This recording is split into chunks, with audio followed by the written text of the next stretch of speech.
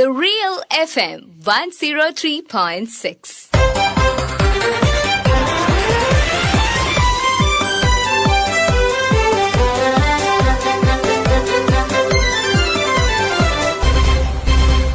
ശ്രദ്ധ.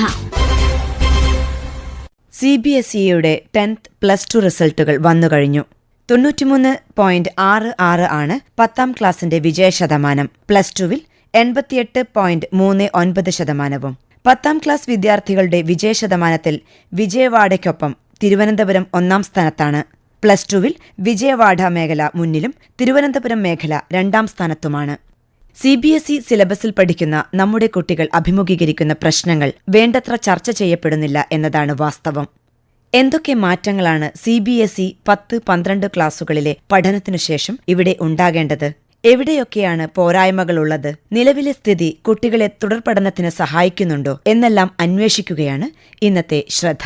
കേരളത്തിലെ CBSE സ്കൂളുകളിൽ നിന്ന് കുട്ടികൾ ഡ്രോപ്പ് ഔട്ട് ആകുന്നില്ലെന്ന് പറയുന്നു CBSEയുടെ ഒഫീഷ്യൽ ഓർഗനൈസേഷൻ ആയ മലബാർ സഹോദയയുടെ പ്രസിഡന്റ് മോനി യോഹന്നാൻ. CBSE തന്നെ സയൻസ് സ്ട്രീമുണ്ട്, കൊമേഴ്സ് സ്ട്രീമുണ്ട്. കൊമേഴ്സിൽ തന്നെ മാത്തമാറ്റിക്സ് പഠിക്കുന്നവരുണ്ട്. പല സ്കൂൾ ഇപ്പൊ കോഴിക്കോട് തന്നെ നമ്മൾ നോക്കുകയാണെങ്കിൽ മിക്ക പല സ്കൂളുകളിലും കൊമേഴ്സ് ഉണ്ട്, ഹ്യൂമാനിറ്റീസ് ഉണ്ട്. സയൻസ് സ്ട്രീമിലാണ് കൂടുതൽ കുട്ടികളുള്ളത്. പക്ഷേ ചില വിദ്യാർത്ഥികൾ സ്റ്റേറ്റ് സിലബസിലേക്ക് പ്രിഫർ ചെയ്ത് പോകുന്നുമുണ്ട്. അപ്പൊ ഈ സ്റ്റേറ്റ് സിലബസിലേക്ക് പ്രിഫർ ചെയ്ത് പോകുന്ന കുട്ടികൾക്ക് അഡ്മിഷൻ കിട്ടാൻ സ്വല്പം ബുദ്ധിമുട്ട് പറയുന്നുണ്ട്. പക്ഷെ എന്നാലും കഴിഞ്ഞ വർഷങ്ങളിലൊക്കെ ആർക്കും അഡ്മിഷൻ കിട്ടാതെ നിൽക്കുന്ന ഒരു അവസ്ഥ ഉണ്ടായിരുന്നില്ല. എല്ലാവർക്കും കിട്ടിയിരിക്കുന്നു. +2 കഴിഞ്ഞ കുട്ടികൾ ഓൾമോസ്റ്റ് എല്ലാവരും അധികവും ഇപ്പൊ കണ്ടുവരുന്നത് നമുക്കറിയാമല്ലോ. ഇപ്പം റിപ്പീറ്റ് ചെയ്തുകൊണ്ടിരിക്കുകയാണ്. നീറ്റ്, മറ്റുള്ള കോമ്പറ്റീവ് എക്സാം, നീറ്റ്, JEE പരീക്ഷകൾക്ക് റിപ്പീറ്റ് ചെയ്യുന്നവരാണ് അധികവും കാണുന്നത്. ഡിഗ്രിക്ക് പോകുന്ന കുട്ടികളുടെ എണ്ണം വളരെ comparatively to the previous years പറഞ്ഞു വരുന്നതായിട്ടാണ് കാണുന്നത്. പക്ഷെ തുടർ വിദ്യാഭ്യാസം എല്ലാവർക്കും തന്നെ ഉറപ്പുവരുത്തുന്നുണ്ട്. ആരും ഡ്രോപ്പ് ഔട്ട് ആവുന്ന രീതിയിൽ നമ്മൾക്ക് കണക്ക് കിട്ടാറില്ല. എന്താണ് CBSE 10th പാസ്സായ കുട്ടികൾ സ്റ്റേറ്റ് സിലബസിലേക്ക് മാറുമ്പോൾ അഭിമുഖീകരിക്കുന്ന പ്രശ്നം? കോഴിക്കോട് ചെലവൂരിലെ Little Flower higher secondary school principal father Dileep James.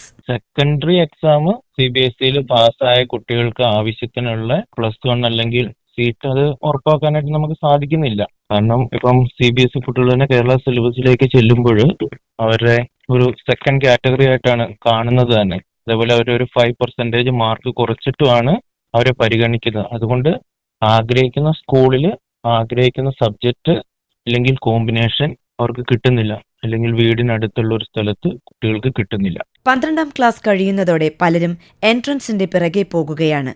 ലക്ഷ്യത്തിലെത്താൻ കഴിയുന്നവർ വളരെ കുറച്ചും. Father Dileep James. ഇപ്പോൾ തന്നെ 10th കഴിയുമ്പോൾ തന്നെ കുട്ടികൾ എൻട്രൻസ് കോച്ചിങ്, അത് തന്നെ JEE, നീറ്റ് ഉള്ള ഇന്റഗ്രേറ്റഡ് ബാച്ചായിട്ട് കുട്ടികൾ ചേരുന്നുണ്ട്. അതിലൊരു 10% കുട്ടികൾ മാത്രമാണ് ഫസ്റ്റ് റൗണ്ടിൽ നീറ്റ് അല്ലെങ്കിൽ JEE ക്ലിയർ ചെയ്ത് അവരുടെ സീനിയർ സെക്കൻഡറി പഠനവും പൂർത്തിയാക്കുന്നത്. അത് 90% കുട്ടികളും ഇത് പൂർത്തിയാക്കാതെ പ്രഷറൈസ് ചെയ്ത് മാനസിക സമ്മർദ്ദവും പിന്നെ അവർക്ക് അതിനോടുള്ള താല്പര്യം, പൂർണ്ണമായിട്ടുള്ള ഒരു കരിയർ ഗൈഡൻസ് ഓറിയന്റേഷനും ഇല്ലാത്ത കുട്ടികളാണ് ഇതിനകത്ത് വരുന്നത്. അതിനൊരു ആകർഷണം മൂലവും പിന്നെ മാതാപിതാക്കളുടെ അമിതമായ സമ്മർദ്ദം മൂലവും അവരും ഇത് ഡ്രോപ്പ് ഔട്ട് ചെയ്യുന്നുണ്ട്. CBSE 10th കഴിഞ്ഞ ഒരു വിദ്യാർത്ഥിക്ക് +2വിന് സ്റ്റേറ്റ് സിലബസിൽ അഡ്മിഷൻ കിട്ടാൻ ബുദ്ധിമുട്ടുന്നതുപോലെ തന്നെ പ്രയാസമേറിയതാണ് കേരളത്തിലെ കോളേജുകളിൽ ബിരുദ കോഴ്സുകൾക്ക് പ്രവേശനം ലഭിക്കുക എന്നതും. സോഷ്യൽ ആക്ടിവിസ്റ്റും എഴുത്തുകാരനുമായ ബഷീർ തൃപ്പനച്ചി. CBSEക്കാര് ഇവിടുത്തെ എൻട്രൻസ് എക്സാമുകൾ എഴുതുമ്പോൾ പ്രയാസം നേരിടാറുണ്ട്. കാരണം കേരളത്തിലെ 10ാം ക്ലാസ്സിന്റെയും +2വിന്റെയും അടിസ്ഥാനമാക്കിയുള്ള സിലബസാണ് കേരളത്തിലെ യൂണിവേഴ്സിറ്റി ഡിഗ്രി PGക്ക് ഉണ്ടാവുക. അതുകൊണ്ട് പലപ്പോഴും CBSEക്കാർ പിന്നോക്കം പോവാറുണ്ട്. അതുപോലെ സംസ്ഥാന സർക്കാർ കേരളത്തിലെ സിലബസിൽ പഠിച്ച വിദ്യാർത്ഥികൾക്ക് വെയിറ്റേജ് മാർക്കും കൊടുക്കാറുണ്ട്. ആ വെയിറ്റേജ് മാർക്കും CBSEക്കാർക്ക് കിട്ടില്ല. അപ്പോൾ സ്വാഭാവികമായും CBSE പഠിച്ചെങ്കിലും കേരളത്തിലെ പഠനം പ്രയാസങ്ങളും പ്രതിസന്ധികളും CBSE പഠിച്ച കുട്ടികൾ നേരിടാറുണ്ട്. പിന്നെ അവർ ഫോക്കസ് ചെയ്യുക സ്വാഭാവികമായും ദേശീയ അടിസ്ഥാനത്തിൽ ഉള്ള എൻട്രൻസ് എക്സാമുകളായ മെഡിക്കൽ എഞ്ചിനീയറിംഗ് മേഖലയിലാണ്. അതുകൊണ്ടാണ് സ്വാഭാവികമായും CBSE കുട്ടികൾ അതിലേക്ക് തിരിയാറുള്ളത്, ഇവിടെ വെയിറ്റേജ് മാർക്ക് കിട്ടാത്തതുകൊണ്ട്. പക്ഷെ എല്ലാവർക്കും എഞ്ചിനീയറിംഗും മെഡിക്കലും പഠിക്കാൻ താല്പര്യമുള്ള കുട്ടികളാവില്ല. അവരവിടെ എത്തി പിന്നെ പഠനം തുടങ്ങുമ്പോഴായിരിക്കും ആ സിലബസിന്റെ പ്രയാസങ്ങളും മറ്റുമൊക്കെ തിരികെയും ഭാഗികമായിട്ട് പഠനം നിർത്തുകയോ അല്ലെങ്കിൽ പഠനം പൂർത്തിയാക്കിയാൽ തന്നെ ആ രംഗത്ത് കഴിവ് തെളിയിക്കാനോ എക്സ്പേർട്ട് തെളിയിക്കാനാവാതെ പിന്നീട് വേറെ മേഖലയിലേക്കൊക്കെ പോകുന്നവരൊക്കെ ഉണ്ട്. ഫാദർ ദിലീപ് ജെയിംസ്: ചില കുട്ടികൾ പാഷനേറ്റ് ആണ്, പക്ഷെ അതിന് അവർ ഗോ ത്രൂ ചെയ്യേണ്ട ഒരു സ്ട്രഗിളിനെ കുറിച്ച് അവർക്കൊരു അവയർനെസ് ഇല്ല.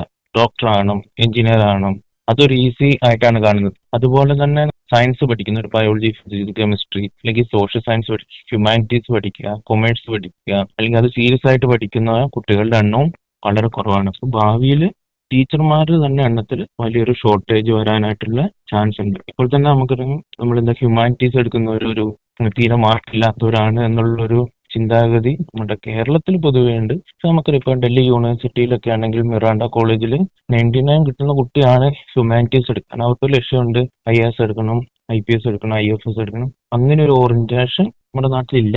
ഒരു CBSE വിദ്യാർത്ഥിക്ക് തുടർ പഠനത്തിന് മുന്നിൽ എന്തെല്ലാം വഴികളുണ്ടെന്ന് വിശദീകരിക്കുന്നു മുൻ സംസ്ഥാന കരിക്കുലം കമ്മിറ്റി അംഗം ആഷിഖ് KP. 10ാം ക്ലാസ് കഴിഞ്ഞതിന് ശേഷം CBSE +2 ഉണ്ട്. അതോടൊപ്പം സംസ്ഥാന ബോർഡ് നടത്തുന്ന ഹയർ സെക്കൻഡറി ഉണ്ട്, വൊക്കേഷണൽ ഹയർ സെക്കൻഡറി ഉണ്ട്, പോളിടെക്നിക് ഉണ്ട്, ITI ഉണ്ട്. ഇതൊക്കെ സമാനഗതിയിൽ കുട്ടികൾക്ക് പോവാവുന്ന മേഖലകളാണ്. പക്ഷെ പലപ്പോഴും രക്ഷിതാക്കളുടെയോ കുട്ടികളുടെയോ അറിവില്ലായ്മ കൊണ്ടോ അല്ലെങ്കിൽ പല കാരണങ്ങൾ കൊണ്ടും പല തലത്തിലേക്ക് കുട്ടികൾ പോകുന്നില്ല. എല്ലാ കുട്ടികളും മാത്സ് വേണം, സയൻസ് വേണമെന്ന് ചിന്തിക്കുകയും അതേസമയം മാത്സും സയൻസും +2 കഴിഞ്ഞ കുട്ടികൾ അനാഥരായി ശാസ്ത്രീയ എഞ്ചിനീയറിംഗ് കോളേജിലൊക്കെ പോയി പല പേപ്പറുകളും പൊട്ടി കോമ്പിറ്റന്റ് അല്ലാതെ മടങ്ങുന്ന കാഴ്ചകളും പലപ്പോഴും കാണുന്നുണ്ട്. NEP 2020 വന്നതിന് ശേഷം CBSEയിൽ ഒട്ടേറെ വ്യത്യാസങ്ങൾ CBSE കൊണ്ടുവരുന്നുണ്ടെന്നുള്ളത് വലിയ ആശാവഹമായ കാര്യങ്ങളാണ്. ധാരാളം സ്കിൽ കോഴ്സുകൾ നമ്മൾ തുടങ്ങിയിട്ടുണ്ട്. ഏകദേശം 6 മുതൽ 8 വരെ 33 സ്കിൽ കോഴ്സും CBSEയിൽ, 9 മുതൽ 10 വരെ 22 സ്കിൽ കോഴ്സും, 11-12 42 സ്കിൽ കോഴ്സുകളും തുടങ്ങിയിട്ടുണ്ട്. ഫിസിക്കലി ചാലഞ്ചിന് പ്രത്യേക പരീക്ഷകളും പ്രത്യേക സ്കിൽ കോഴ്സും ഉണ്ട്. എന്താ ഗുണം എന്ന് വെച്ചാൽ ഇപ്പൊ മാത്സിൽ ബാക്കിൽ നിൽക്കുന്ന ഒരു കുട്ടിക്ക് ആ സ്കിൽ കോഴ്സിലൂടെ ആ കുട്ടിക്ക് പാസ്സാവുകയും എളുപ്പത്തിൽ അവന് പറ്റിയ ഒരു ഹയർ സ്റ്റഡീസിന് പോവുകയൊക്കെ ചെയ്യാം. ഇതാണ് സ്കിൽ കോഴ്സിന്റെ മറ്റൊരു ഗുണം. അപ്പോ അക്കാഡമിയെയും ഇൻഡസ്ട്രിയെയും തമ്മിൽ എന്ന് പോകുന്ന ഒരു സ്ഥിതിയിൽ നിന്ന് അടുത്തുകൊണ്ടിരിക്കുന്ന ഒരു പ്രവണത ഇപ്പോ നമ്മൾ കാണുന്നുണ്ട്. അതിനനുസരിച്ച് ഹയർ സ്റ്റഡീസിൽ മാറ്റം വരേണ്ടതുണ്ട്.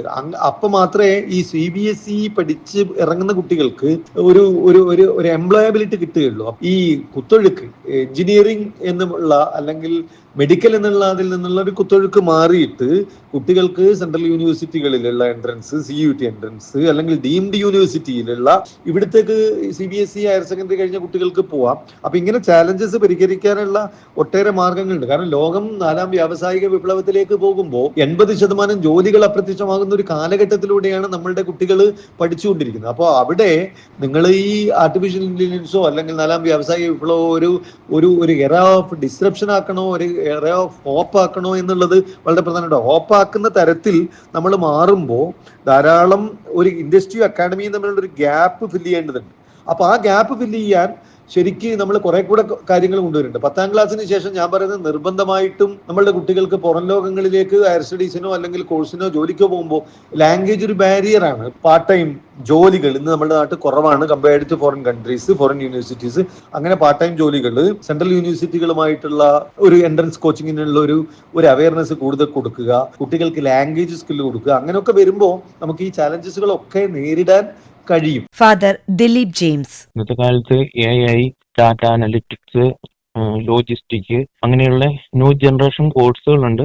ആ രീതിയിലേക്ക് നമ്മുടെ സ്കൂൾ സിസ്റ്റവും സീനിയർ സെക്കൻഡറി എഡ്യൂക്കേഷൻ സിസ്റ്റവും മാറിയിട്ടില്ല.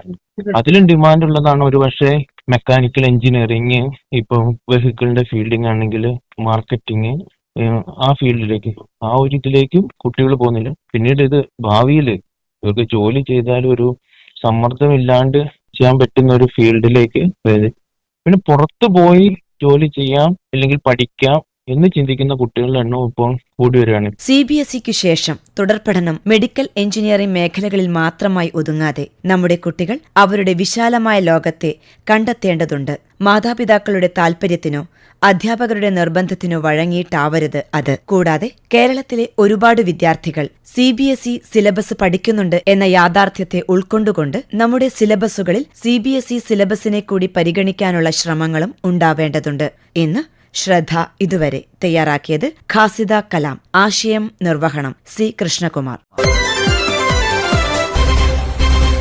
ശ്രദ്ധ.